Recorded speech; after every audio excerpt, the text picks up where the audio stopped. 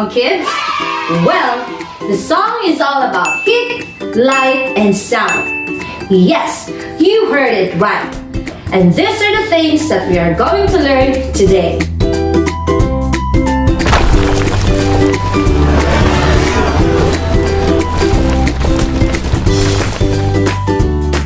So kids, are you ready to learn new things today? Great job! Come on, let's explore the amazing world of science.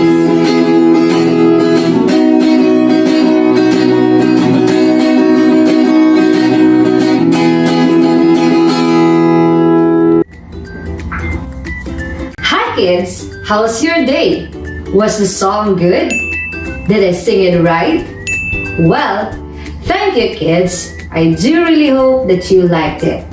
I sang that song because today we will be learning about heat, light, and sound. Are you excited? Great! I am very glad to be with you today and be part of your learning adventure in exploring the wonders of science world. I am Teacher CLARIFE and I will be journeying with you today for another exciting learning adventure. Are you ready for today's science exploration, kids? Let's go!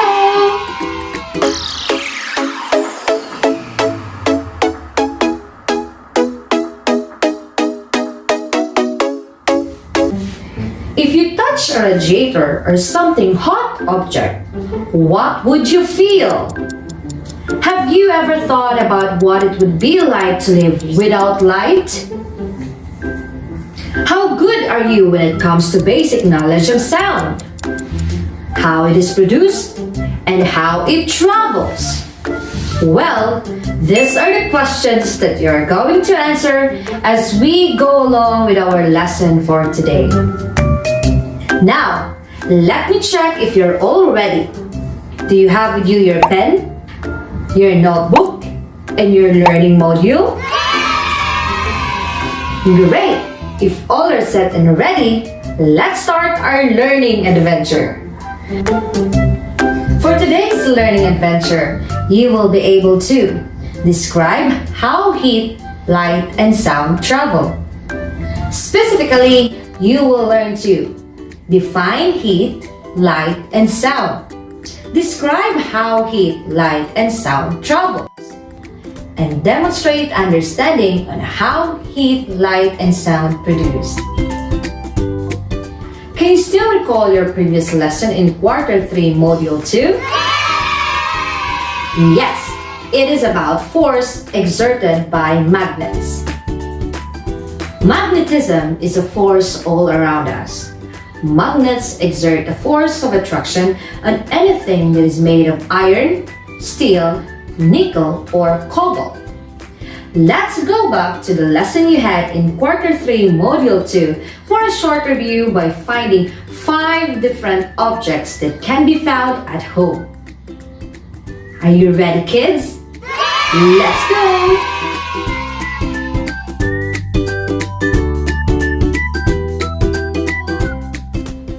Wow! We're finally inside the house!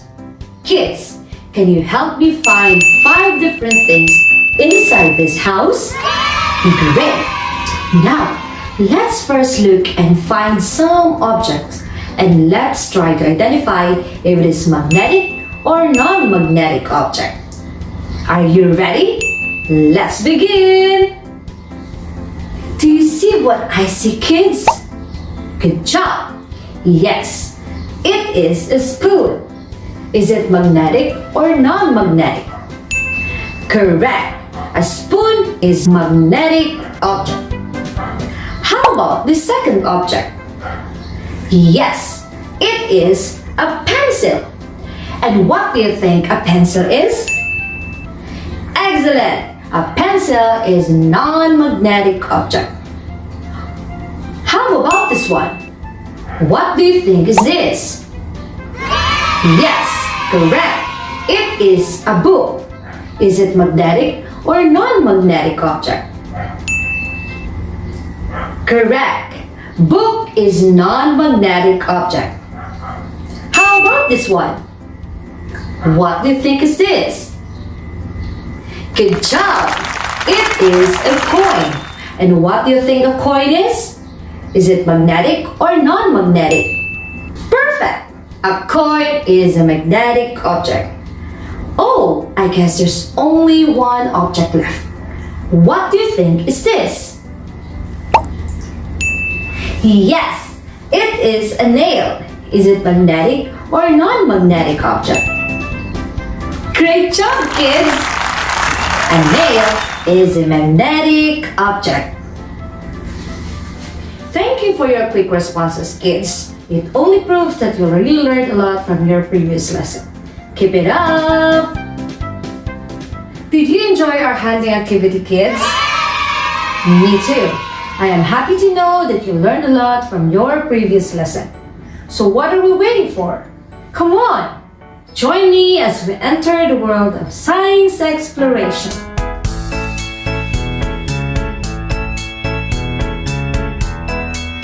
What comes into your mind when you see these words? Heat, light, and sound. Are they important to us? Do you know what they mean? Well, let's try to check if you do have prior knowledge about our lesson for today by answering this activity. Are you ready? Let's begin! Directions. Read the sentences carefully. Write your answer on your notebook. You will be given 5 seconds to answer each item. Number 1.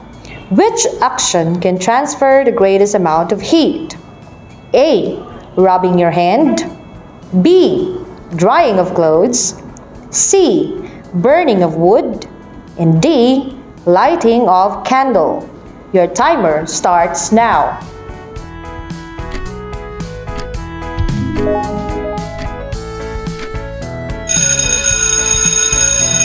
Time is up. What is your answer? Good job! It's letter C, burning of wood. Number 2, it refers to the passing of light through some materials. A. Translucent. B. Refraction. C. Reflection. Or D. Transmission.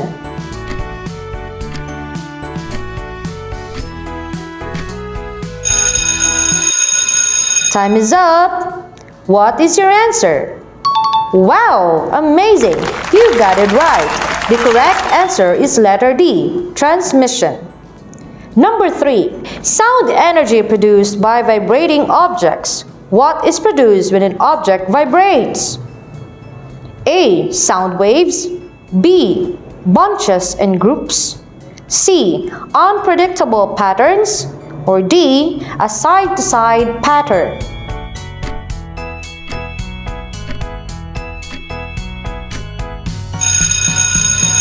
Time is up. What is your answer?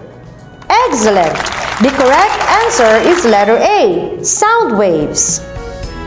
Were you able to answer the activity? That's great! I'm pretty sure that you are now ready for our exciting learning adventure.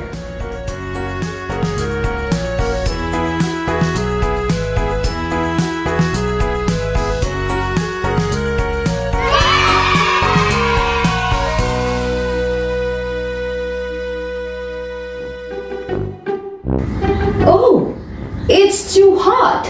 What kind of place is this? Do you know where am I now? Yes, you're right. I'm in the middle of a desert. It's really hot here. I'm so thirsty. I need water.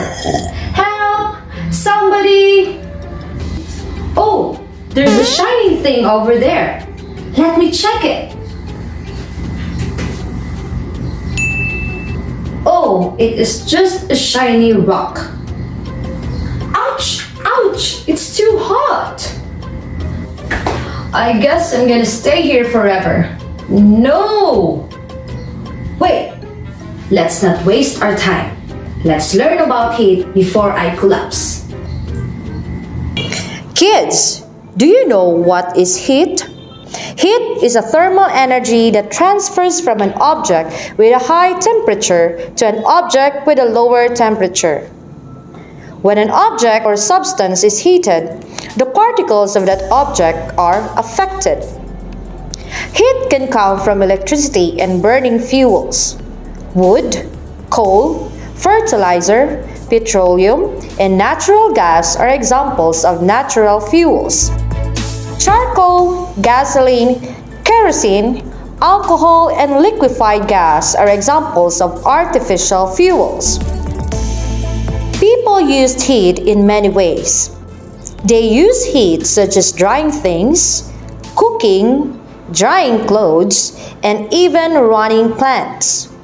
In an industry, heat is used to process foods and to melt and mold metals. It makes us feel warm. It also helps in maintaining your body temperature. It enables your heart and lungs to carry on circulation and respiration. When a chemical substance combines with oxygen, the process is called oxidation. Oxidation inside your body produces heat.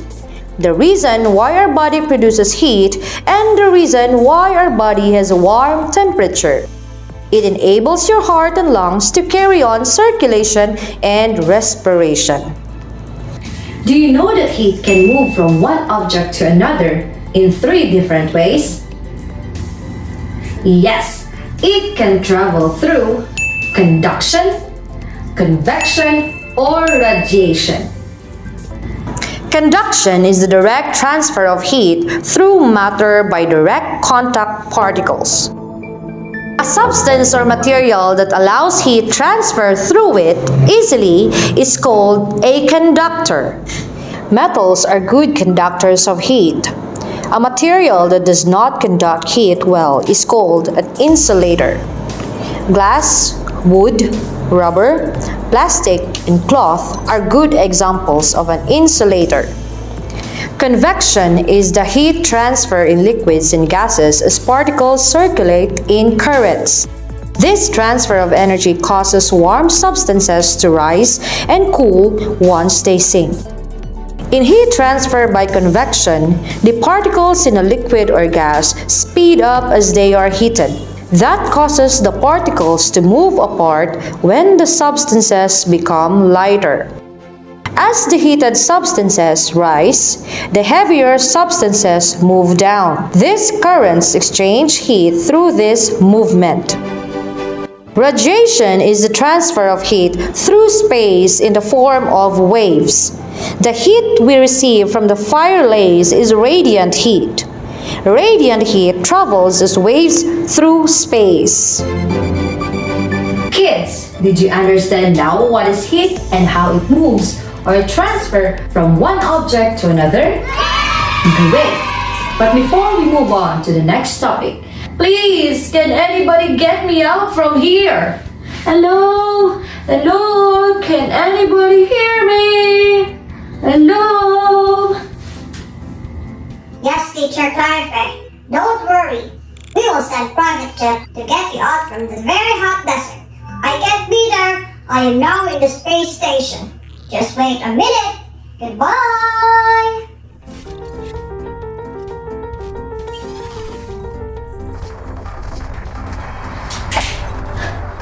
Thanks for saving me, computer.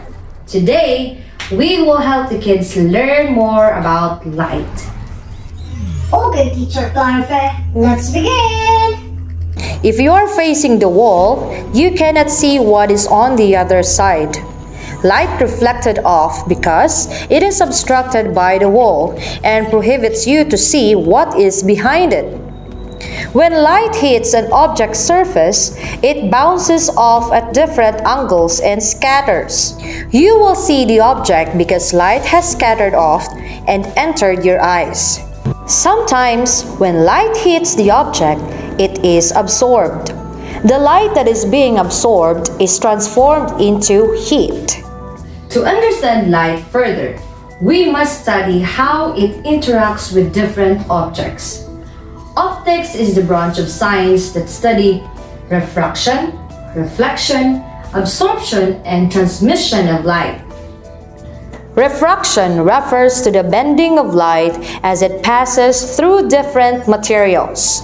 For example, the pen in a glass of water appears bent because the different parts of the materials interact with light. The parts of the pen that is not dipped in water interact with the water. Light moves faster in the air than in water. This is the reason why the pen looks bent. Reflection is when light bounces off an object. If the surface is smooth and shiny, like glass, water, or polished metal, the light will reflect at the same angle as it hit the surface. Some objects with uneven surfaces reflect light in a scattered way. Absorption refers to materials taking in of light and not reflecting it. When we look at things, the color that we see is the light which reflected from the object. For example, if we look at a red apple, it reflects red and absorbs or takes in all the colors but red. Transmission refers to the passing of light through some materials. For example, when light passed through a glass window, it is transmitted to the other side. Objects that allow the most of the light to pass through them are transparent. Glass and some plastics are transparent. Objects that allow some light to pass through them are translucent. You cannot see objects clearly through this material because they blur the light that passes through them. There are also objects that do not allow light to pass through them, such as concrete walls. These are opaque. Wood, metal, and clay are some examples of opaque objects. So kids, is it clear to you now what is light and how it travels so fast that we cannot even use our watches to measure its speed? Amazing, right? Computer, can you bring me back to Earth? I want to teach the kids about sound. Please bring me to MPCA's Pilot TV studio. Okay, Teacher Clarife. Ready for teleportation?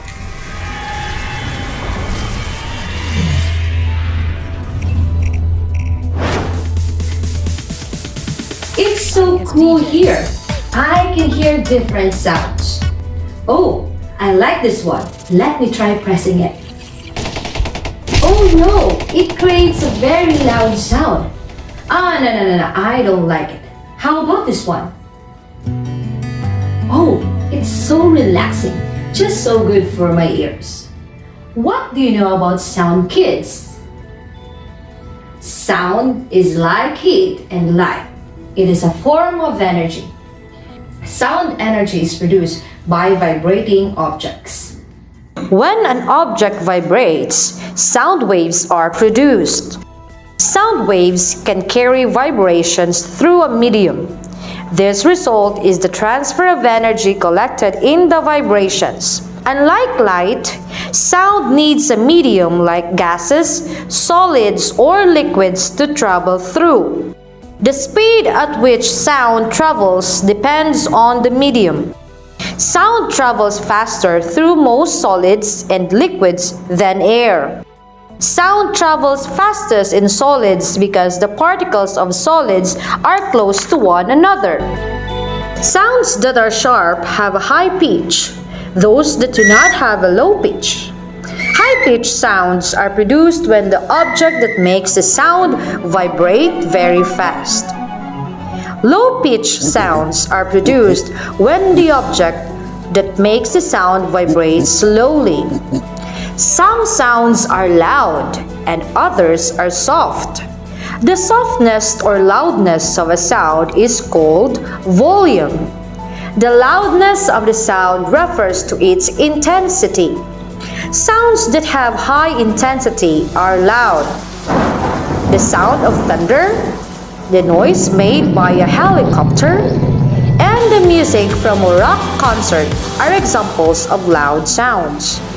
The rustling of leaves and your friend's whispers to you are an example of a soft sound. A sound with high intensity is not the same as a sound with a high pitch. A sound with a low pitch can have high intensity. The intensity of a sound can be measured in decibels. Your ears can be hurt by sounds that are louder than 100 decibels. Aside from pitch and loudness, the sound is also characterized by frequency. Frequency is the number of vibrations the source makes or the receiver receives per second. The higher the frequency, the higher is the pitch of the sound produced or received. Did you understand our discussion, kids? Great! Now you learned about sounds and how sound waves are produced. Now, let's check if you really understood the discussion by answering this activity. Directions. Identify the following illustrations below, whether if it is refraction, reflection, absorption, and transmission of light. Write your answers on your notebook. You will be given 30 seconds to answer this. And your timer starts now.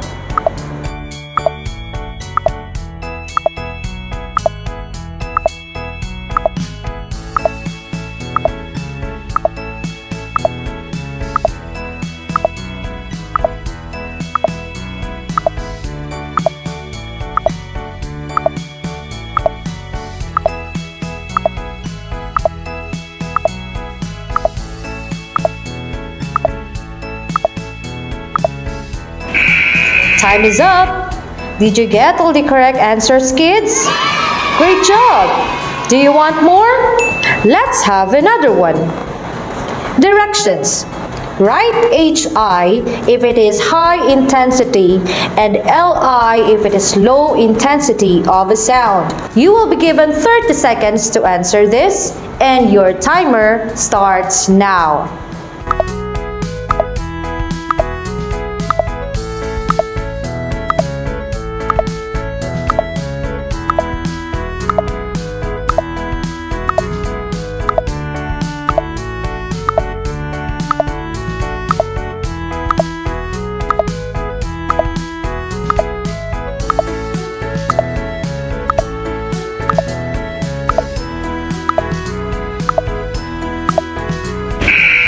Time is up! Let's check your answers.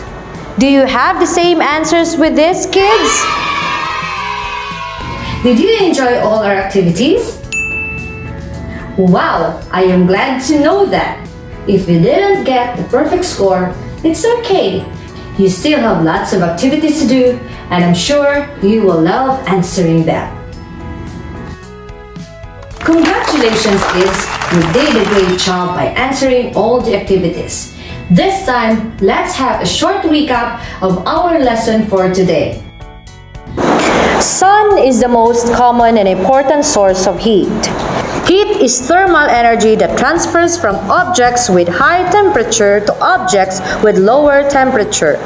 Heat can transfer through conduction, convection, and radiation.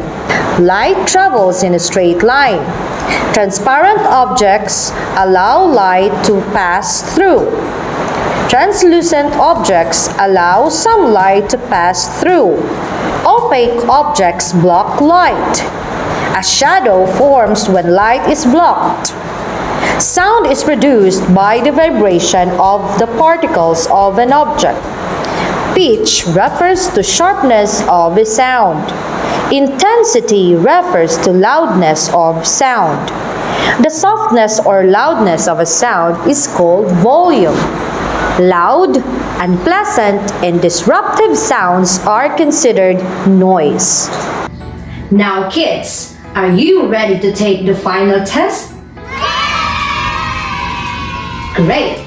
So listen carefully and give your best shot in answering this assessment. Directions. Read the questions carefully and write the letter of the correct answers on your notebook. You are given 5 seconds to answer each item. Let's start!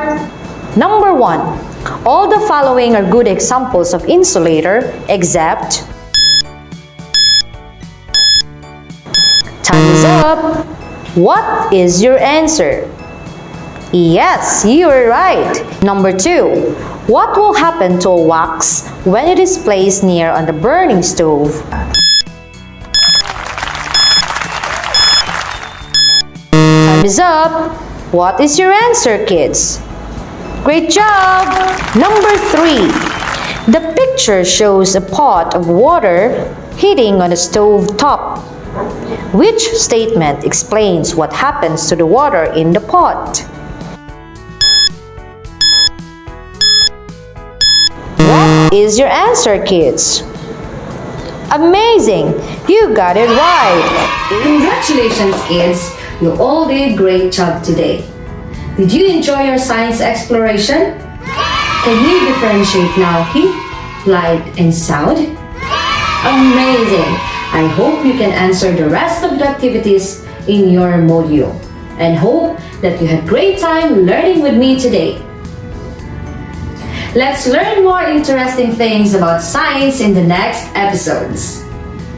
Once again, I am Teacher CLARIFE saying, exploration is limitless if your mind is adventurous. Here in our science adventure, you can be the best explorer you would ever want of becoming too. All you need to do is believe in yourself and make your dreams come true. Before I bid goodbye, let's sing this song once more. Are you ready? I feel the heat right over my skin. I see the light brought about the sun. I hear the sound everywhere around me. We learn that heat, light, and sound are forms of energy. Thank you so much, kids. Goodbye. Have a great day and keep safe always. Pilot TV na, Pilot TV na, Pilot TV na, Pilot TV. Manood at makinig sa pag-aaral naming hatid, magsulat at magbasa, magbilang halika na. Iba't ibang kaalaman sa TV mo masusundan. Edukasyon sa iyong pagmasuhan will help you learn.